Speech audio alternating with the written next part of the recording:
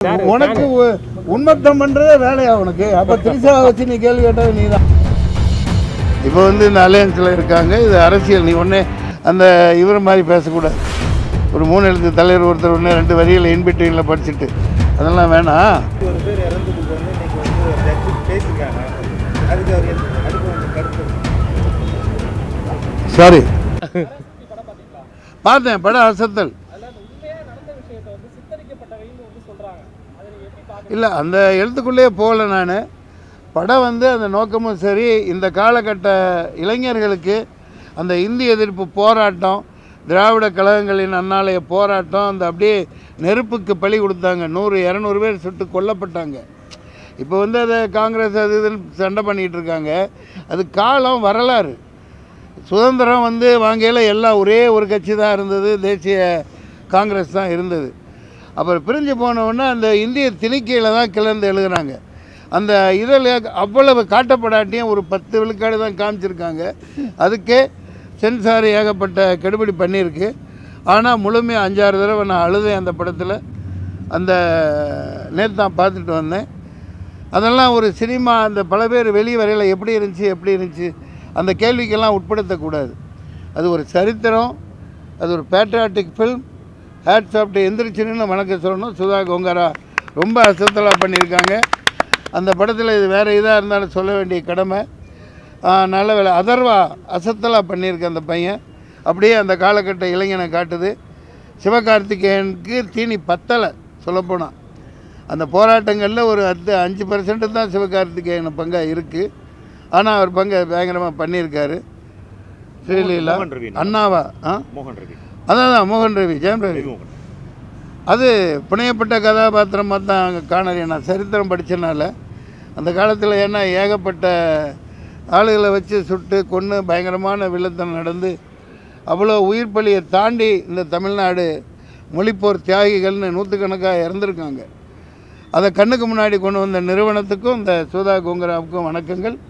அது கொண்டாடப்பட வேண்டிய சரித்திரத்தில் இதை காமிச்சிருக்காங்கங்கிற ஒரு சந்தோஷம் எனக்கு இருக்குது. அந்த வகையில் அது கொண்டாடப்பட வேண்டிய படம். எங்க அது வேறங்க, வேறு காலகட்டம் மாறுது இல்லைங்க. அதுலேயே படத்தில் இந்தி, அதாவது இந்தி தாய்மொழியாக கொண்டவர்களுக்கே எதிரிகள் கிடையாது. அப்போ பேசப்பட்ட வசனங்கள்லாம் பல அறிஞர் அண்ணா இது வேஷம் பார்க்க முடியாது. சரியான கேள்வி கேட்டீங்க. இந்தி 1000 தான் இருந்தாலும் என் தமிழ் தாய் அன்னை தமிழன்னை என் தாய் வந்து தமிழன்னை. இந்தி எனக்கு சித்தியான்னு கேட்டாங்க. சித்தியா இல்லை வேறு ஒரு வார்த்தையெல்லாம் சொல்லக்கூடாதீங்க. அதனால் இப்போது என்றைக்குமே அதுதான். ஜவஹர்லால் இறந்ததுக்கப்புறம் 64 மிகப்பெரிய மறுபடியும் அந்த ஜவஹர்லால் இறந்துட்டாருன்னு போட்டு மறுபடியும் அது கிளப்பி விட்டாங்க ஆள்றவங்க. அதில் தான் அதிகமான உயிர் பலியானது. அது தொடரணும்.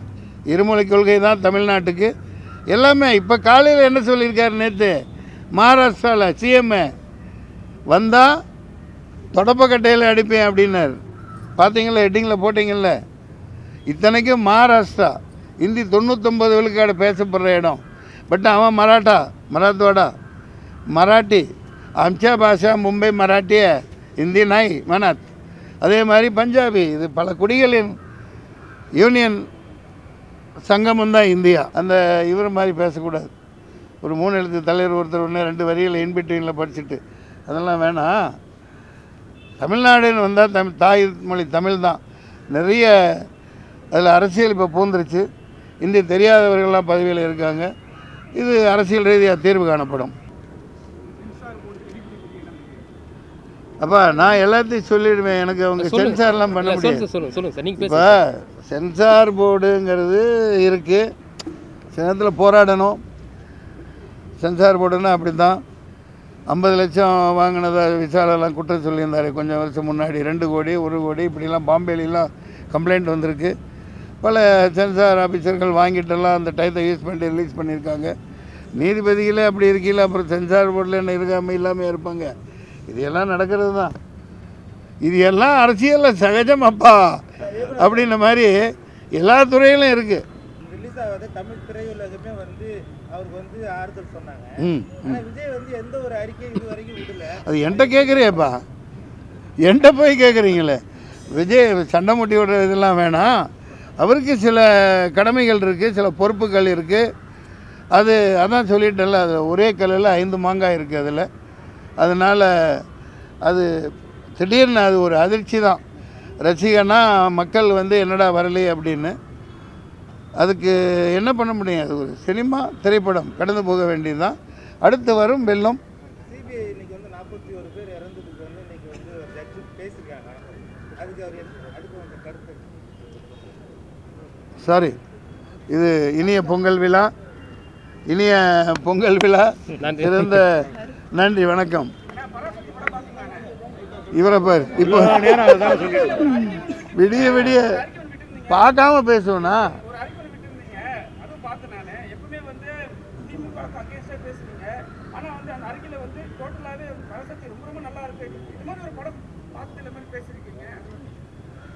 சீதகிராம சித்தப்பான கதையாக வரும்.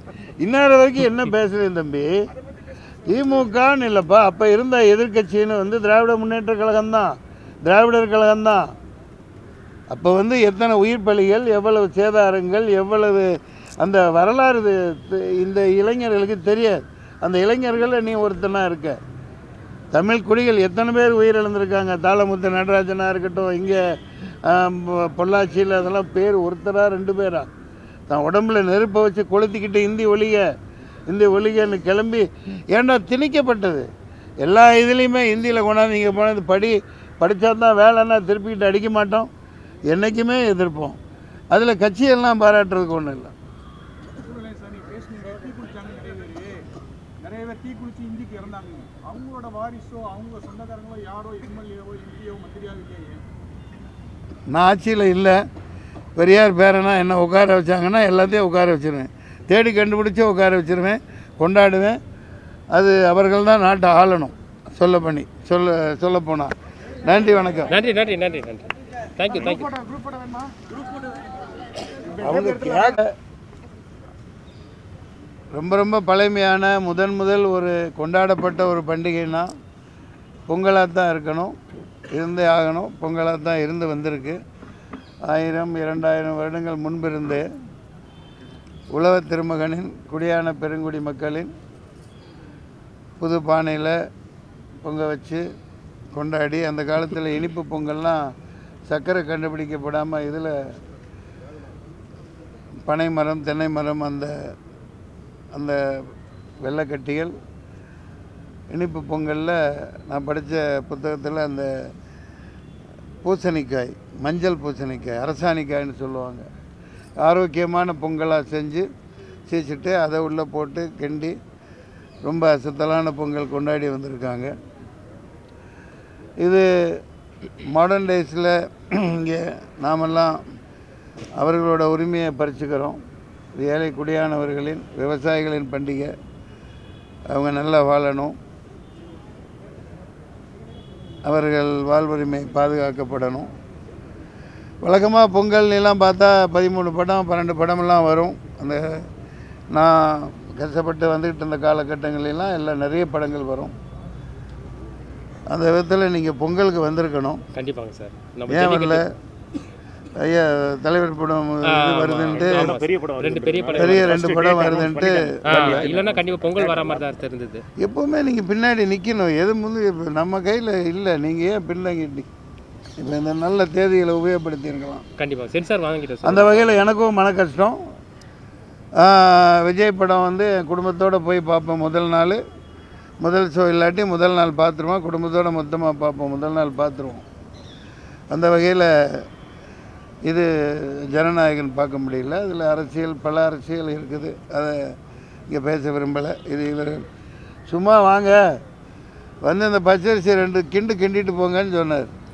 இங்கே வந்தால் உலகத்தில் உள்ள அனைத்து மீடியாவும் வந்திருக்கீங்க. அது சல்யூட்டையும் பெரிய அளவுக்கு செலவு பண்ணி பண்ணுறாரு. முதல் தயார்